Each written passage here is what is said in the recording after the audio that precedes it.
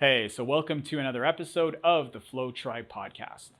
So this podcast was actually recorded right before everything started in early March, right before the pandemic, right before the lockdown started here in Los Angeles. So unfortunately, like with a lot of people, I had to take a break from the podcast to kind of make sense of things. But I recently got back to it. I was finally able to produce this episode, and I'm super happy that I did. So this conversation is with Feliz Ramirez. So Feliz is an actor based here in Los Angeles. She's worked in theater, she's worked on television, and the reason I really connected with her story was because she used a sports scholarship to a Division I school to get her to New York City from her home in Texas, because she knew that if she wanted to make it as an actor, she had to get to New York or she had to get to LA. So I thought it was a pretty amazing story, the way that she pulled it off. She's got some really unique experiences to share. I think if you're a young actor trying to break into the business, you can learn a lot from her. I think that her creative process, the way that we were able to find some parallels between her approach to sports and competition and her approach to acting is super interesting. I really enjoyed this conversation. I'm pretty sure you will too. So without further ado, here's my conversation with Feliz Ramirez.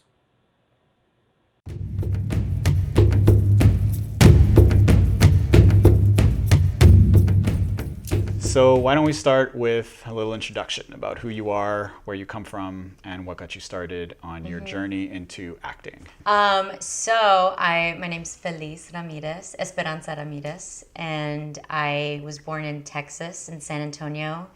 I'm one of 8 kids, and I was, raised as my grandparents are from Mexico, so I was raised in San Antonio, but also went a bunch of border towns. Okay.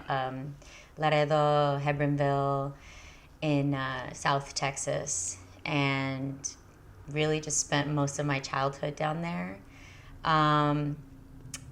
Played a lot of sports. I started playing sports when I was like 5 or 6 years old. I started getting into some sports and just fell in love with being active, physically active.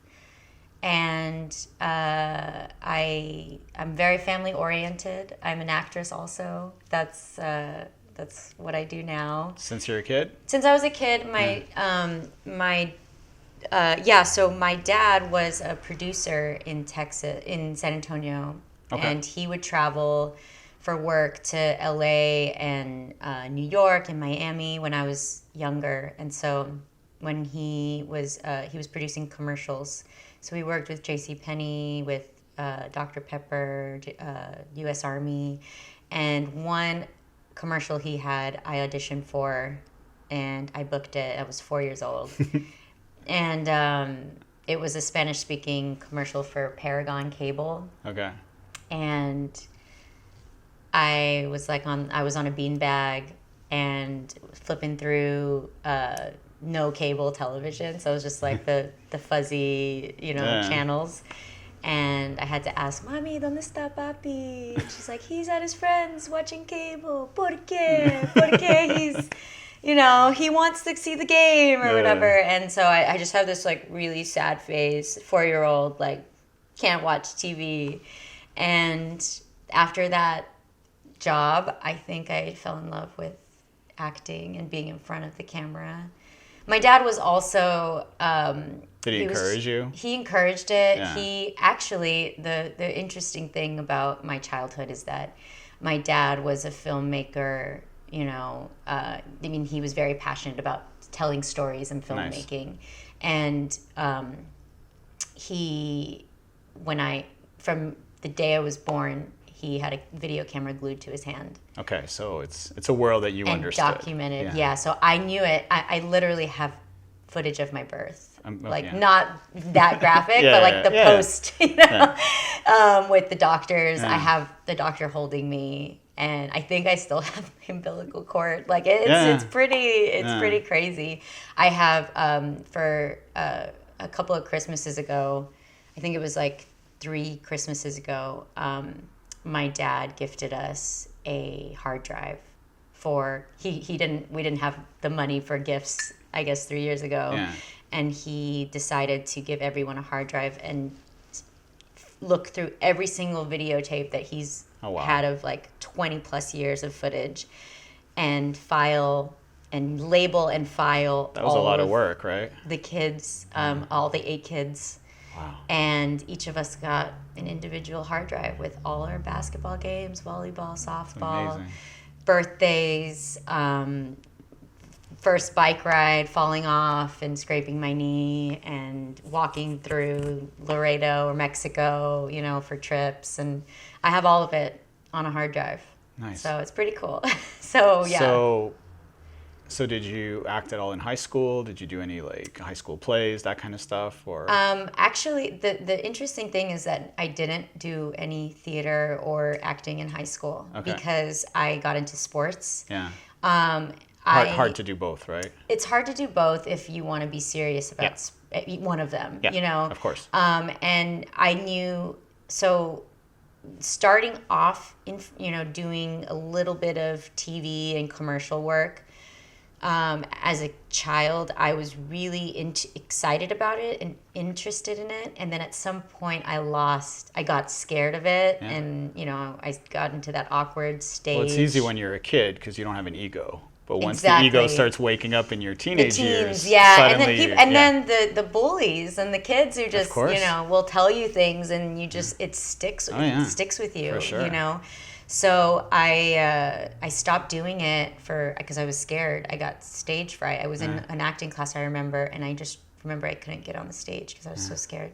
And then I started getting good at sports and playing a lot of sports. And the thing also about Texas is I feel like sports is just a must. It's like, it's what everyone did. Yeah. And so I did it too, and all my friends did it. So it got really fun to just play And it's volleyball. less of a personal thing, sports. It's more of a team thing, and there's a whole... And you're, with your friends, going to sleepovers before games or after games. Yeah. So that was where I spent most of my time in my teens. And then at some point in, I think it was maybe 14, 15, I decided I wanted to be an actress again. And I told my dad, and he said, look up the agents, get a meeting. And so I went on a meeting with an agent with him. And it's pretty funny because when I first got there, I was terrified. And the agent, who's my friend now, she looked at my dad and asked if he was represented because he has a great look. And I was like standing there as a 14-year-old just so sad. We're here for me. That my dad was getting a rep and I wasn't. I felt like I wasn't because I wasn't, she was just staring at him the whole time. Yeah. Are you an actor? Do you represent That's really funny. And my dad was like, he loved it.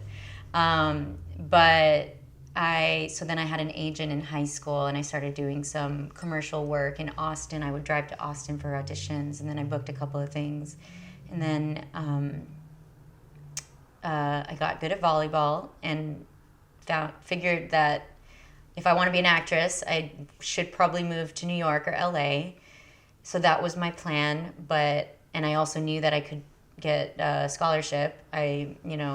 With our family, I was always being told that, money doesn't come easy. So we got to figure out ways to make things work. If you're really passionate about something, you have to figure out how to make it work yourself. Yeah. So I figured that I could fund my college through playing volleyball. And fortunately, I did that. And I found a school with a lot of help from a lot of people that I could play in New York City without pulling any student loans or anything. That's amazing. Yeah, getting paid to play. So I moved there. But that was the plan, right? New York or LA? So you New York or LA. Figured out a way to make it happen. I figured out a way to make it happen. It was tough though. I actually didn't go straight to New York. I got a scholarship. I got a scholarship for a D2 Division II sports team in North Carolina at a school called Mount Olive. So I lived in a pickle town. It's called the pickle town of North Carolina for a year. And I actually made some really awesome connections, met some really amazing people there. A lot of international students actually went there. So I met all my international friends, did a bunch of traveling because of that. Completely unexpected, I'm sure. Unexpected, yeah. They were all just, I guess, getting recruited because other big universities wouldn't recruit international students as much. Right. Yeah. And so had an amazing time for that first year, but then decided if I want to be an actress, I need to be in New York or LA. And that's what I did. And so after North Carolina is when I found New York, a school in Brooklyn called St. Francis College. Okay. And they had my position available for scholarship. And so I got offered scholarship and started as soon as I joined the team. So you get to New York, you're on a sports scholarship, but you're still thinking acting is the path, right? Acting. Mm-hmm. And so that school, I'm assuming, had some sort of program that you could leverage. The interesting thing is, yes, they did, but that wasn't my initial idea of what schools I was looking for. Yeah. I just knew that I wanted to be in New York City. Didn't matter what the school was. Didn't matter what school it was because I felt that just being in that area would help me no matter what. The other thing about finding schools is you can't be picky if you're, sending out your information I sent out my information to probably, like 40 or 50 schools in New York and LA each, and Miami also. And you don't hear back from most of them, you know? And so you just have to be, give all your information out, and then nibbles will come back. And fortunately, one happened to be in the heart of New York City, and with that, I love volleyball and I'm good at it and I'm very competitive. And I had to give up a little bit of my my drive to play and compete in volleyball for acting. So because if I gave everything to volleyball, there would be nothing left. Right. And also, there were a lot of schools that I could have gone to that weren't in New York that were of a higher caliber that I would be more challenged in volleyball.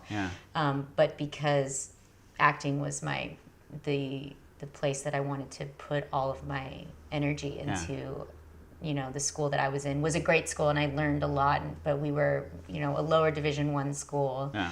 We competed and we worked really hard, but, we always fell short at the end. Yeah, and I think what you're talking about too is the fact that you had this life goal, and it wasn't just, because after school, does volleyball actually get you anywhere? I mean, I know there's professional volleyball, but...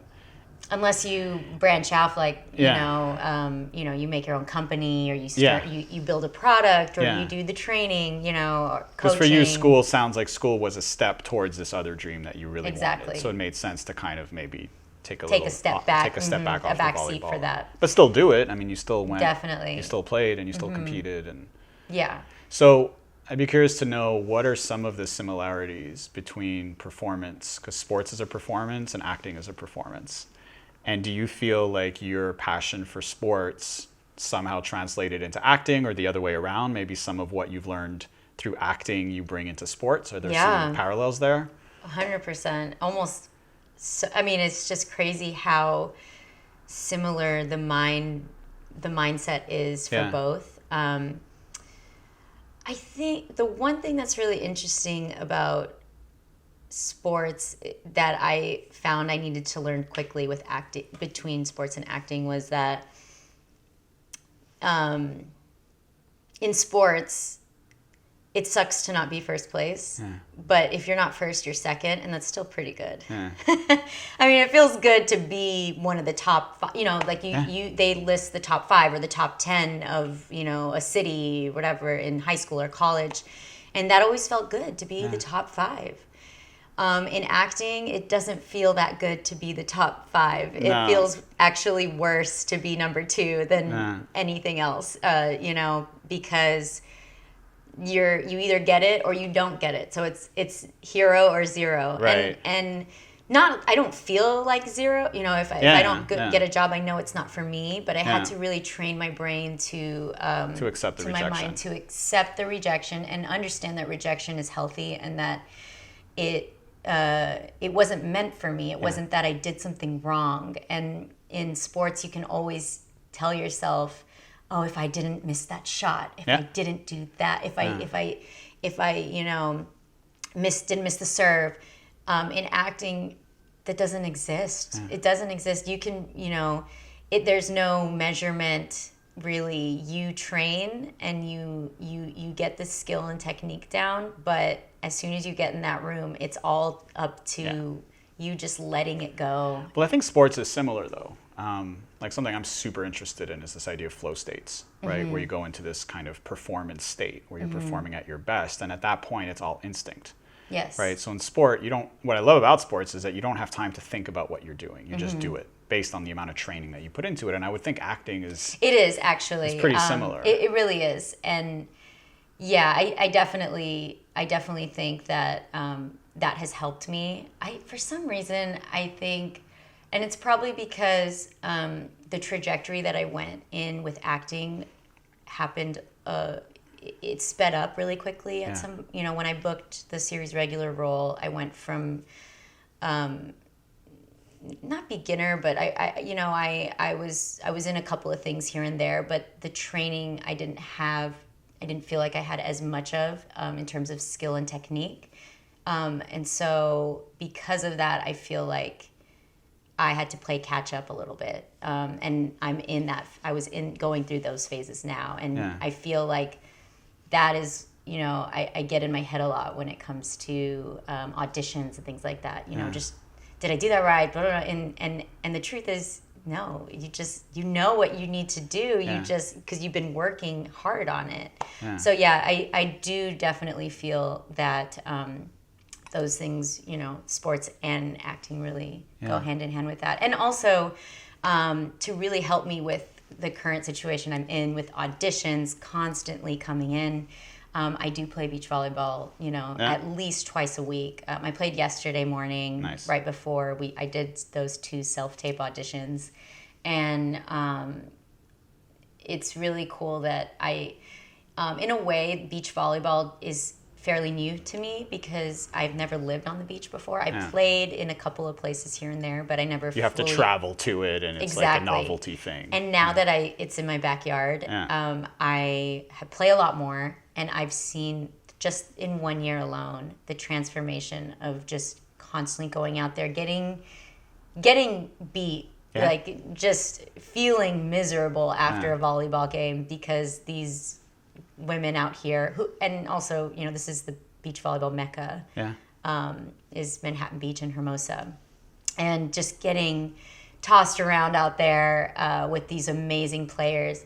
And now I'm finding that I'm winning more games and finding myself on top a lot more. Nice. Which is kind of feeling, it helps me just relax and realize, oh yeah, if I do put in the hours and practice, just like my acting, if I do put in the hours of class and getting chewed out by a teacher and just, you know, technical things, and then I finally just get out there and let it go, it's all gonna, like one day it's just gonna click and work, you know. I'd be curious to know also what is what are the differences, because you've done some theater and you've done some television work. They seem to me like 2 very different worlds. Yeah. Right? Yeah. I mean, they're both acting, but one of them is a much more, I would think, visceral experience in the sense that it's live. There's an audience. I don't get to start over, right? As where television work, it's a different animal, right? Yeah. So what are some of the differences that you've seen? Like, not necessarily from a technical perspective, but more like emotionally your approach towards it. So I think for sure there have been a lot of communities that I've found or created in New York that felt very family oriented. I think that's one of the best. Hold on. So theater. I'll just tell you. I was in a play in New York that I was in a theater company over there. I'd taken some classes, met some amazing mentors, and they invited me to a theater company was in a play with them. And it was my first ever off-Broadway play that I'd ever been in. And it was a month-long run. And just having to work every single day with these people for such a long period of time, really, you just really grow this lifelong bond with these people. A month feels like a year, right? Yeah, but even before that, you're training rehearsals, you're going to each other's places, houses for Thanksgiving, and watching Super Bowl games together. You're always staying in touch, and you're seeing the worst and the best of these people. And so with that, you just grow very close with each other. And it felt, before at each show we would huddle up like a sports team. For sure. We would huddle up and do a little ritual and just kind of pump each other up. And then we'd go out there in the, like almost in battle, like you're going out there on stage and that we're all in this together. So it just feels like that you're energy. Working, you're sweating. The interesting thing too is that if somebody for some reason is not feeling their best and it comes off a little bit, or something has happened or the energy is just slightly off, it is such a domino effect that it, like, you can feel it happening throughout the entire room, and you're feeding off of the audience as well. So I think that is a little bit different for me than TV and film. Also, just knowing that you have one shot at this, like you go in and you come out and you reevaluate, and the next day you can tweak some things here and there, but you're in as soon as you're in. You got to commit. Okay, so television. Yeah, so how's it different? So television, working on Grand Hotel on ABC was really, really fun. So that was the first big. That was my first big job. Okay. I had done some co-star work and on some network shows, but before that, it was, that was it. That was it, and it was really just a new experience. I jumped into it really quickly. It was a pilot, and things work and move really fast for pilots. So I got booked really last minute on it. So I got booked the same day I had to fly out to Miami. I was in New York. So, and worked 2 days after that day that I got booked. I started shooting. No time to stress process. Not even stress about it. No, just like, just gotta go. Do it. Let's go. Just do it. Sometimes that's better, right? Where it's like. Yeah, it was definitely better in the sense that I didn't have time to think about what happened. I was in a puffer coat in the morning, like on a Sunday morning, and then I was on a yacht that night, like having dinner with some celebrities, like for this pilot in Miami. Yeah. And so the difference is, to me, I love the energy in TV. It goes a lot faster. It just feels like things are happening a lot faster, and everybody has specific jobs, so all the crew and all the cast. So you're not always with everybody, all times. If I have a scene with my mom in the show, then it'll be her and me, and we will do the scene, and all the crew will be there. But I won't see my other castmates if we're not doing a scene together. So it does feel, sometimes it does feel a little choppy where you do a scene, you do something in the end of the script first because of timing and scheduling. So that's a little different. But the family, I did feel, and I'm not sure if it's for every set or things like that, but the family that we created, or that I felt that, Eva Longoria, who produced Grand Hotel, created this very strong family-oriented group. And so we did feel very, close together and connected. I still get invited to play dates with Rosalind Sanchez's daughter and Eva's, son, and, hanging out at their place. And I keep in touch with Justina, who plays my sister on the show, and a lot of the castmates as well. And so I guess, the main difference would be just the turnaround, how fast you have to get things done. And even just if it does feel a lot more relaxed as well, in the sense that, if you need to take something back and go again, you can. You can. Yeah, you have that option. Something I'm also curious about is, because New York and LA, how many actors are trying to make it? Like, I can't even Especially now, right? Because of social media, I think more and more people feel like they have a presence and they're trying to build something. And so I'd be curious to know, what are your thoughts on what is it that, for you, your experience, that helped you get to that next stage as where so many people probably won't? Is it luck? Is it hard work? Is it opportunity, networking, combination of all those things? Yeah, I think you said it. I think you said it all. I think all of those combination, I think the number one lesson I've learned and tip I've received from really incredible people in the industry is keep going and be patient. Keep going and be patient. And there's nobody who won't make it if they're in the game, if they stay in it. You know, that's what I keep hearing from amazing people, you know, in their 70s, you know, who are in the industry, who are just have been in it for so long, and they say it's going to work, you just got to keep going. And that's the one thing that, you know, Passion, for anything, right? Even just for anything, keep going. If you're so, you know, let's say you put in 5 years of work, and you expect something coming and it hasn't come yet. It could be that extra day that you gave up, that was the only thing you needed for something to happen in the universe to just click, and it happens. And so my patience does get tested a lot with this industry.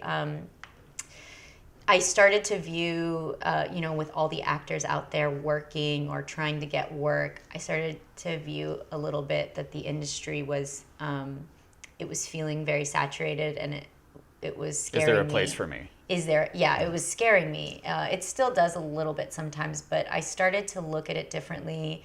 A friend of mine told me once too that with the place that we're at now is that yes, there's a lot of content out there, but more money is being poured into it as well, which is great. It's not devaluing anything. It's just there's more players. Opportunities. There's more players now, right? There's more players, but there's more games. Yeah. So there's. What I meant by players is like production-wise. Oh, right? yes. Where before you had 3 networks, and now you have Netflix, you have Hulu, you have all. There's more. Yeah, there's more players. There's more. And with that, yes, comes more actors or more, people pursuing acting. But at the same time, the level is the level is staying. The value is staying up because there's a lot of other producers now who were not in the industry before, who are saying that this is the industry I want to put my money in now, because I see how big Apple putting their money in it now. You know, of course. Disney or just specifically having their own services now, and so you're seeing a lot of Amazon or all these people putting money into it because they see how big it is, and so it's a great time. It's a great time to be in it. Yeah. So I'd be curious to know, because it's hard, because there's this constant need for to remind yourself to keep going. Mm-hmm. Do you have any practices that you use to kind of help with that motivation and to help you stay focused? I think for sure my network, my mentors, having those people that I can count on to cry on their shoulder is always my number one. Yeah, someone who can pick you up when you need it. Someone can pick me up. As well as a spiritual, having a strong spirituality and connection with God, connection with acceptance and trust. I feel like that has really helped me. I do a lot of meditation. I do a lot of prayer and just working on releasing and staying in tune with where I am now and really appreciating where I am now. It starts to get a little scary when I'm expecting things and I'm looking in the future, which is not necessary. No. That's where anxiety exists. Yes. In the future. Yes. And it's easy to go there. It's very easy to go there. And I think what you're touching on too is real for anyone, right? Whether it's acting or entrepreneurship or sports or whatever it is. If you have a goal, and you're suddenly facing all these obstacles, it's so easy to just kind of give up on it too early. But I also think that I would think with acting, one thing you have to keep in check is your ego. Yes. And you have to be able to accept criticism, and you have to be able to accept that not everyone's going to love you. And in fact, some people might even be mean about it. And I mean, nobody, it's so interesting that even, you know, oranges, eating, I love oranges, but not everyone you might does. not hate, you might not love them, you might hate them, but they didn't do anything. Like I think they're great. Yeah. So the thing is, like, how can we expect everybody to love us? You know, if we don't even all love the same. We don't have the same tastes. Yeah. We have different tastes. You know, we come from different places. You might not like me because of my hair color. I don't know. Like there could be a lot of triggers. And so I think it's just that freedom of letting go and practicing that, just releasing that, not expecting, you know, even last night it just happened, you know, like getting feedback from my representation about sending in a self-tape, sending in an audition, and getting tweaks here and there. And it's hard sometimes to have especially worked if you think you nailed it. Exactly. And then, wait, I didn't nail it? Exactly. Right? Or I thought something was awesome, and then it wasn't perceived that way. Yeah. But I'm coming from a place where I worked 7 hours on this, and I am also turning it around very last minute. So I understand where all of that frustration is coming from, and whoever's viewing this is not seeing all that other stuff. Of course. And I also love feedback. Why would I? It shows that these people care about me, and these people love me. And sometimes it gets emotional. And quite honestly, if I do start to feel anger or frustration, I do need to just embrace it and let myself go through it, and release that. And then as soon as I let it out, because I'm a very emotional person, I feel so much better. And I don't mean anger by like banging the walls. No, but it expresses itself in different ways. Talking about it, or you know, crying. I'm not scared to cry. I love it because I feel better after, and I don't think I'm a sad person. I just get in these places where, I have some buildup. I just need to, just let it out, and now I'm good. Yeah.